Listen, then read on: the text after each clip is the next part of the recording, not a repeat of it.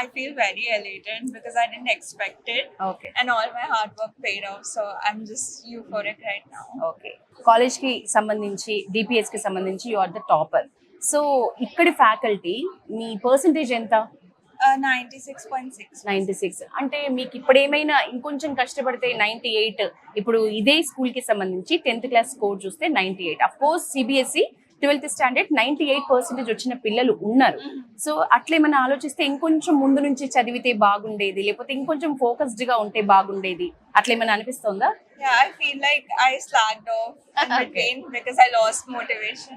Okay But I would have done better if I focused more. Okay me percentage లో ఎక్కువ role, ఎక్కువ కష్టము అంటే మీది కాకుండా చెప్పిన వాళ్ళలో ఫ్యాకల్టీది ఎక్కువ ఉందా, పేరెంట్స్ ఎక్కువ ఉందా? ఇంట్లో ఎవరి రోల్ ఎక్కువ ఉంది? Faculty, because they supported me a lot, especially my accounts and economics teacher. They supported me a lot. Me favourite subject ఏంటి? Economics. ఎకనామిక్స్. ఎంత వచ్చినాయి అందులో?